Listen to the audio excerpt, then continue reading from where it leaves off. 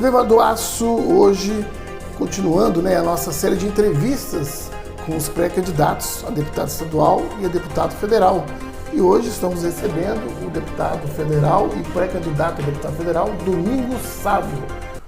Domingos, prazer muito grande ter você aqui conosco na nossa TV Web. Prazer para mim, Alex. Quero cumprimentar todos que nos acompanham, todos que nos assistem. É para mim sempre um prazer estar falando com os amigos do Vale do Aço. A gente que hoje tem, graças a Deus, raízes já consolidadas de trabalho com a nossa querida Vale do Aço. Nós temos um trabalho que se iniciou em Coronel Fabriciano há mais de uma década, mas hoje está presente em Ipatinga, em Timóteo e em diversas cidades do Vale do Aço. Portanto, é uma alegria poder estar aqui com você nesse momento importante da vida pública e da vida nacional. Nós que exercemos o mandato, procuramos representar essa região com dignidade, com trabalho sério, e temos agora o desafio de renovar esse mandato. Então nos colocamos como pré-candidato também, para que a gente possa dar sequência ao trabalho, para que a gente possa continuar lutando pelo Vale do Aço e também por toda Minas Gerais. É isso aí. Pré-candidato a deputado federal, Domingos Sávio. Quem é Domingos Sávio? Bom, eu me sinto muito à vontade para fazer aí um relato bem sucinto. Eu hoje costumo dizer que eu sou um operário da política. Eu estou falando com uma das regiões mais promissoras de Minas, e o nosso Vale do Aço cresceu a partir de quê? Do trabalho.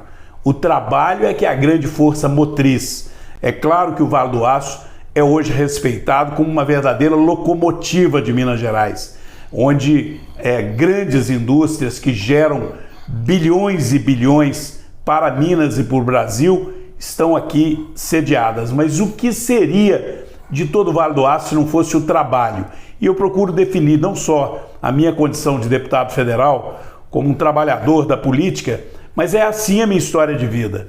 Eu comecei ainda muito jovem a trabalhar. Eu vim do interior, de São Tiago, uma pequena cidade, hoje chamada de Terra do Café com Biscoito, mas eu vim cedo para Belo Horizonte, família numerosa, e ali eu comecei a trabalhar com 12 anos de idade no Mercado Central, com carteira de menor. Naquela época era permitido.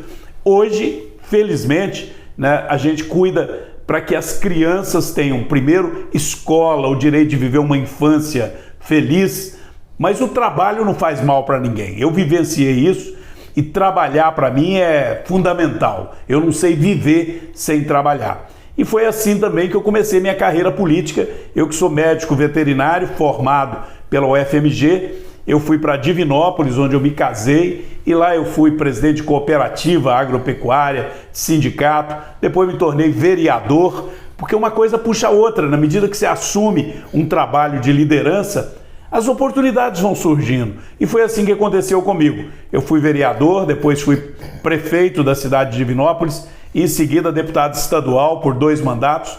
Estou no 3º mandato de deputado federal, uma vida dedicada às causas coletivas, da saúde, da educação, da infraestrutura, da segurança pública, sem me esquecer do esporte, do lazer, da cultura, das questões ambientais, mas acima de tudo, um operário da política. Foi assim que eu comecei também o trabalho aí em Coronel Fabriciano, com meu irmão e amigo Marcos Vinícius, hoje presidente da MM, e agora já com um trabalho intenso também em Ipatinga, em Timóteo, em várias outras cidades do nosso Vale do Aço.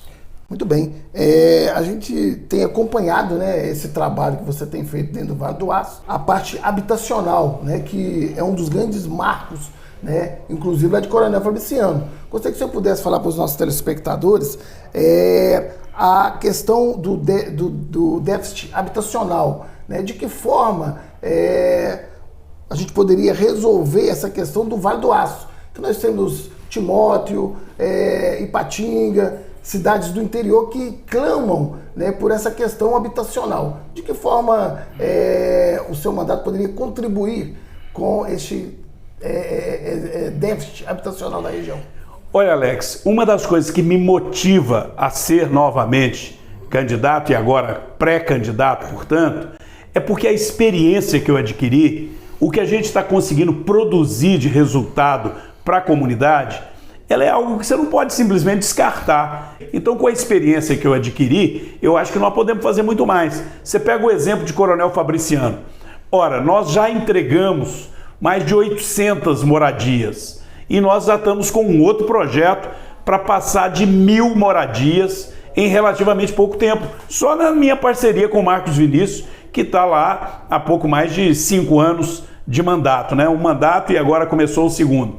Nesse período, nós tivemos que brigar muito para conseguir essas moradias. Boa parte dessas casas já estavam definidas para outros estados e não ia nem para Minas Gerais. E nós fomos lá e brigamos e mostramos que tinha gente vivendo de aluguel social, gente vivendo em situação precária, em área de risco e que essas moradias eram necessárias para Coronel Fabriciano. Assim também eu quero fazer para Ipatinga, para Timóteo, para Belo Oriente, para Antônio Dias, para várias cidades, não vou citar todas, mas hoje a gente já tem, felizmente, né, um reconhecimento de que a gente é um deputado que pega para fazer e o resultado vem para a população. A habitacional foi uma delas, mas e a saúde? Olha o que a gente conseguiu fazer em parceria com o Marcos Vinícius na saúde em Fabriciano. E agora eu já estou fazendo para Ipatinga, né? Onde em parceria com o vereador Hermínio, nós já estamos com o dinheiro garantido, né? Mais de em torno de R$1 milhão para fazer uma unidade de saúde lá na região em que ele atua. Da mesma forma em Timóteo, nós ajudamos a estruturar o CTI em Timóteo, agora o CTI infantil, né? Em parceria com o prefeito Douglas, a gente já é um dos deputados que mais investe também na saúde de Timóteo.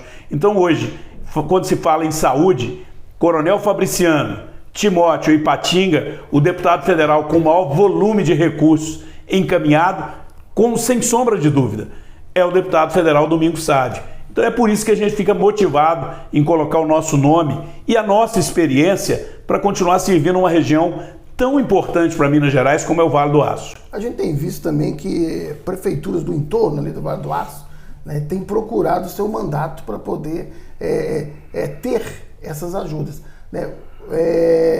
Qual que é a sua visão a respeito das cidades do interior, né, ao redor, né, que faz parte também ali da região metropolitana do Vale do Aço? Sem dúvida. Olha, eu costumo dizer que você não vai resolver os problemas do Vale do Aço enxergando só Ipatinga, enxergando só Fabriciano e Timóteo. Eu dou um outro exemplo, Antônio Dias, que está lá o Ditinho, um grande parceiro, um prefeito que nós apoiamos também a sua reeleição. Eu tenho mandado recursos para a saúde pública lá em Antônio Dias todo ano. Por quê? Porque se você cuidar bem da saúde, né, nas cidades que formam o colar metropolitano do Vale do Aço, você não vai tornar tão pressionado, né, o serviço de saúde de Ipatinga, de Coronel Fabriciano, né? O Hospital Márcio Cunha, ele é um hospital regional. O Hospital Dr. Zé Maria, lá em Coronel Fabriciano, da mesma forma, o Hospital de Timóteo. Mas se você lota esses hospitais, você compromete a qualidade do atendimento. E outra coisa, é tão bom se você puder evitar que a pessoa chegue ao ponto de precisar de uma internação, e é justamente fazendo o atendimento básico da saúde, cuidando bem dos programas de saúde da família, fazendo o acompanhamento do hipertenso, do diabético, né, da pediatria, das crianças, lá na base. E aí essas cidades menores, elas precisam de uma ajuda, porque se ela não tiver o apoio nosso para atender bem nas unidades de saúde, é claro que as pessoas vão adoecer. E lá não tem um hospital estruturado como o Márcio Cunha. Aí você lota o hospital e às vezes na hora de resolver um caso mais complicado, falta vaga. Então nós temos que compreender que saúde é para todos. E quem mora lá no interior ou até na zona rural também tem que ser assistido com dignidade. Nós tivemos agora há pouco a visita do presidente Jair Bolsonaro e do responsável pela infraestrutura, né? E nós sabemos o quanto é importante a 381. E, logicamente, foi anunciada aí grandes novidades. Gostaria que o senhor pudesse falar sobre essa parceria também com o governo federal e essa grande novidade que vem por aí. Olha, primeiro até eu vou aproveitar para reiterar aqui uma coisa. Eu acho que nós que estamos na vida pública temos que ter lado. Se você encontrar um candidato que fala assim, eu Não sei, eu não decidi, eu não tô nem com Lula, nem com Bolsonaro, nem com João, nem com José, nem com a Maria. Será que ele vai estar com você mesmo, que é cidadão, para te defender? E eu tomei uma posição. Eu entendo que a gente precisa de saber separar o joio do trigo. No Brasil, nós vivemos talvez o problema mais terrível da história do Brasil, quando a corrupção tomou conta de tudo e aí o dinheiro público sumiu, porque era muita roubalheira. E aí não fomos só nós, deputados, que fizemos um impeachment lá em Brasília, não. Foi o povo que foi para a rua, em todos os lugares, inclusive aqui em Ipatinga, em Fabriciano, no Vale do Aço, todos dizendo, chega, a gente não aguenta mais. Então, nesse momento em que se polarizou entre o PT ou o Bolsonaro, eu entro voltar para o passado e seguir em frente e melhorar. É claro que tem que melhorar, não estou falando que está tudo bom, que está tudo perfeito. Tem problema? Tem.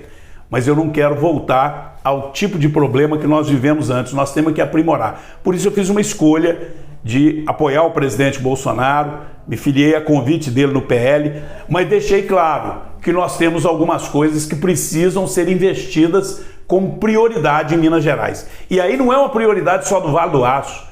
A 381 é uma prioridade do Brasil. Não tem cabimento uma rodovia dessa. Olha, gente de todos os estados da federação morrem na 381. Isso é sério demais. E o custo, que fica elevadíssimo para o transporte de passageiro, de cargas. Então, a prioridade da 381 é uma bandeira pela qual a gente vem lutando e vamos fazer justiça. No período do finalzinho do mandato do presidente Temer e depois com o presidente Bolsonaro, foi o período que teve o maior volume de obras na 381. O PT ficou quase 20 anos, ficou 15 anos no poder, né? E prometeu, e as coisas não andaram. Não saíram do papel, né?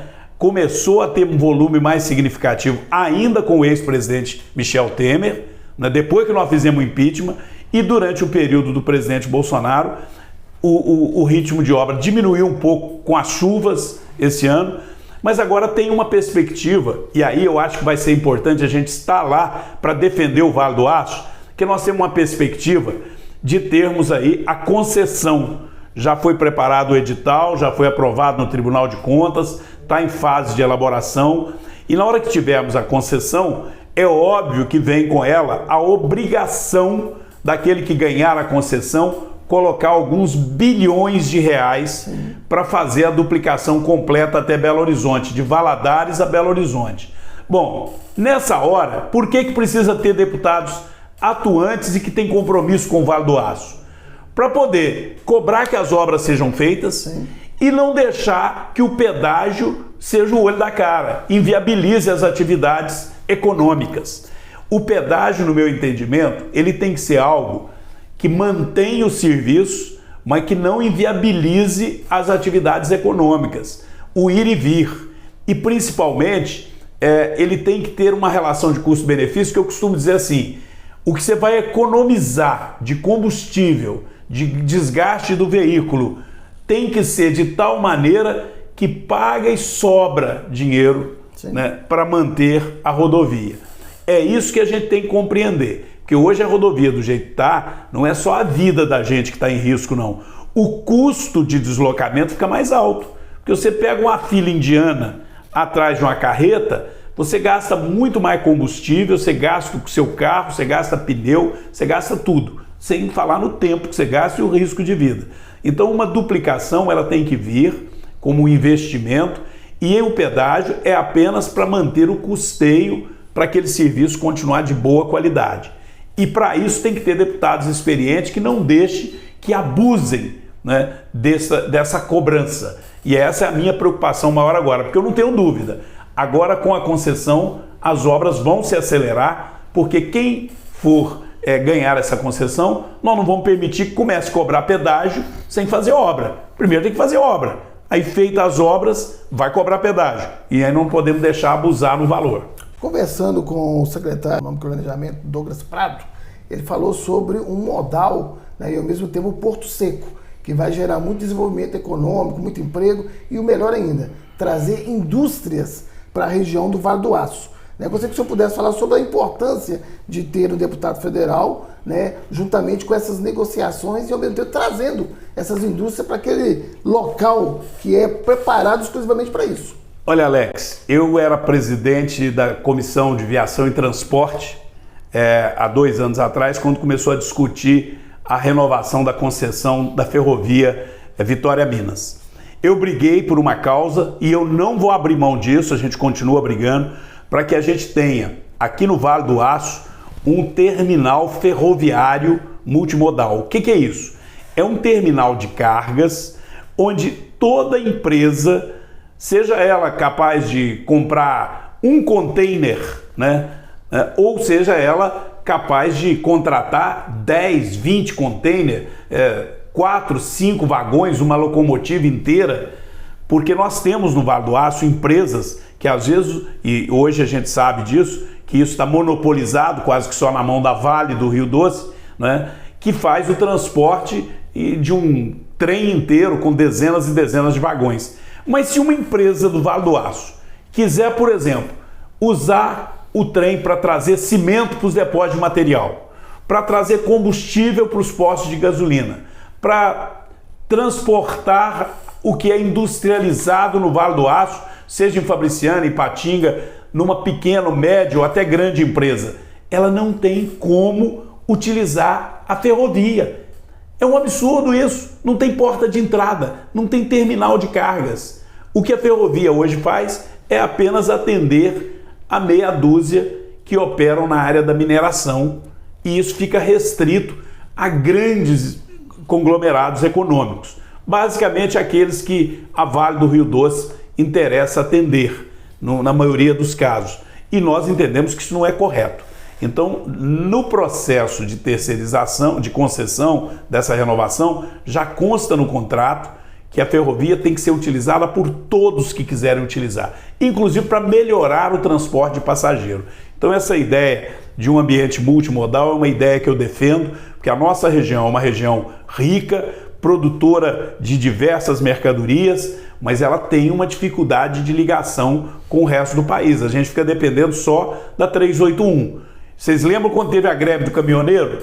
Parou tudo. Começou a correr o risco de faltar combustível em Ipatinga e em todo o Vale do Aço. Por quê? Só tinha jeito de chegar de caminhão. Ah, por que não traz o combustível de trem? Não tem contrato para trazer e não tem nem onde descarregar. Não tem onde descarregar. Então isso está errado. Se o trem corta toda a nossa região, ele tem que servir a nossa região. Não é só passar por ela. Então eu defendo isso, como eu defendo outras obras de infraestrutura. Algumas a gente já realizou. Por exemplo, a chamada Ponte Velha, ligando Timóteo e Ipatinga. Trabalho do deputado Domingos Sávio, junto com o prefeito Marcos Vinícius, junto com o prefeito Douglas. O PT ficou aqui tomando conta de Fabriciano, atrapalhando a vida de Fabriciano, de Ipatinga, de Timóteo, durante mais de uma década. Com o governo federal na mão, com o governo do estado na mão. E não fez. E aí a gente, como deputado federal, logo que conseguimos colocar o doutor Marcos Vinícius na prefeitura, nós fomos para cima e conseguimos recuperar aquele viaduto, refazer, e lá está hoje circulando, carreta, tudo. Trabalho sério. Agora vai começar, lá em Coronel Fabriciano, uma ponte que fica entre no trecho antigo da 381, né? Ali é Magalhães Pinto, que ganhou o nome ali, aquele trecho, com a Tancredo Neves, que é a avenida importante lá do centro. Liga rodoviária.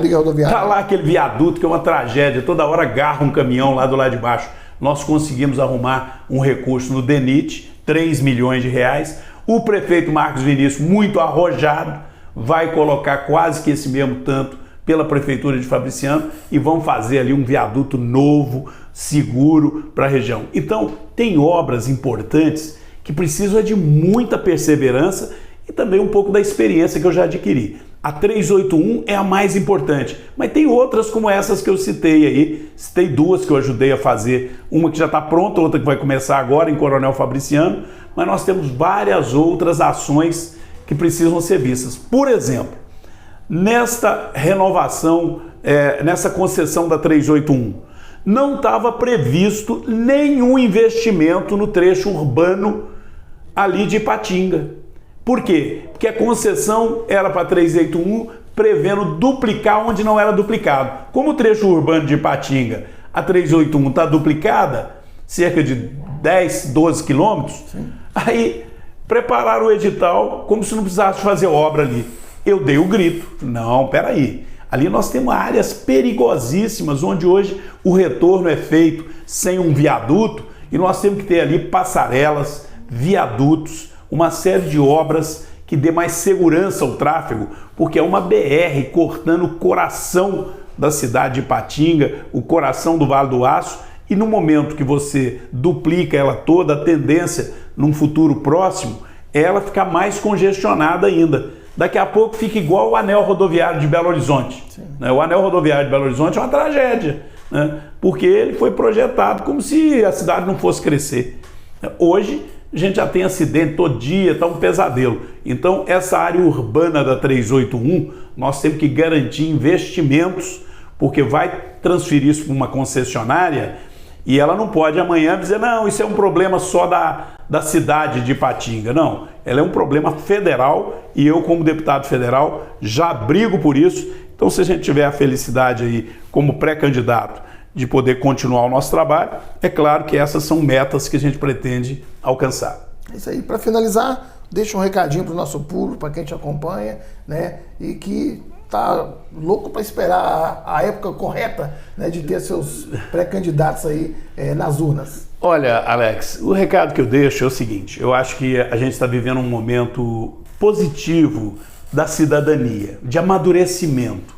A eleição passada, ela foi a eleição do protesto apenas. Muita gente deixou de votar, outros votaram simplesmente na base do protesto, muita gente votou só pelo que ouviu na rede social. Eu estou percebendo, nas minhas andanças, que o cidadão hoje está querendo fazer um comparativo, ele quer analisar, ele não quer saber só se você é pré-candidato, se você vai ser candidato, ele quer saber por que você vai ser, qual que é a sua formação, se você está preparado, como é que é a sua história pregressa, a sua vida, até familiar, a sua vida pessoal. Porque muitas das vezes alguém vai se iludir, vai votar em alguém porque viralizou, porque viu um vídeo, porque xingou, porque protestou, e depois não sabe nem como é que é o comportamento daquela pessoa. Então eu hoje me coloco como pré-candidato muito mais baseado no que é a minha história de vida do que naquela história de falar assim, eu vou fazer isso, eu vou fazer aquilo. Não vamos falar nada do que nós vamos fazer. Vamos falar no que a gente já fez. Vamos falar como é que é a minha história de vida. Tanto da vida familiar, graças a Deus completando esse ano 45 anos de casados, já com meus filhos todos criados, com netos, maduro, preparado, né, com conhecimento do que é o dia a dia, porque eu não vim de família milionária, não sou filho de político que herdou os votos, né, eu sou fruto de trabalho, como é a maioria do povo brasileiro, como é a maioria do cidadão do Vale do Aço, né, que conseguiu construir a sua casa suando a camisa, ou que está lutando para construir ainda, que ainda não tem, ou que está até desempregado, desesperado, precisando de uma oportunidade na vida. Eu já passei por esses momentos. Então a gente abraça a vida pública como missão de vida. E sinto, como eu disse, que o eleitor está mais atento. Ainda bem. Eu só peço isso. Analise bem.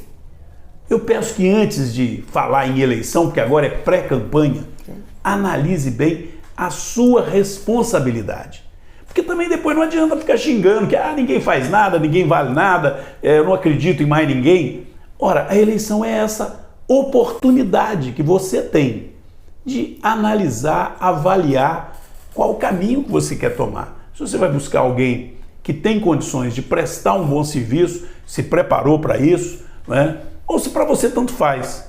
Ou se para você tanto faz, também depois você não tem o direito de reclamar. Né? Então eu acho que neste momento a responsabilidade é muito mais do eleitor do que do candidato. Nesse momento, todos os candidatos, quando chegar o momento oportuno, que ainda não é agora, vão chegar trazendo o seu número, pedindo o seu voto. Agora, o que nós podemos dizer, olha, nós estaremos colocando o nosso nome à disposição. Mas você, cidadão, é que vai ter a grande responsabilidade de refletir, de avaliar e tomar uma decisão muito importante, que não é só para você, futuro dos seus filhos, futuro das gerações que virão aí, porque querendo ou não, A política faz parte da vida da gente. É aquele velho ditado. Quem não gosta de política acaba sendo governado pelos que gostam, não é? Então, procure também fazer a sua parte para que você seja governado por alguém que pelo menos se identifique com você e que lute pelas coisas que você acredita. Meu abraço aí a todos do Vale do Aço. Parabéns pela iniciativa, Alex. Obrigado. Acho que vocês estão de parabéns, né? A TV Web Vale do Aço presta um grande serviço à comunidade de apresentar aqui quem são os pré-candidatos que têm compromisso com o Vale do Aço, que têm serviço prestado ao Vale do Aço e que podem amanhã representar, eu não tenho dúvida, tem vários outros bons nomes, tanto a deputado federal como a deputada estadual. Sim. Importante isso, hein? Analise os deputados estaduais que podem representar bem o nosso Vale do Aço. Muito obrigado. Abraço. Conversamos com o pré-candidato a deputado federal Domingos Sávio, que é também deputado federal, né? E vamos continuar com a nossa série de entrevistas com os pré-candidatos aqui da região do Vale do Aço. Um grande abraço.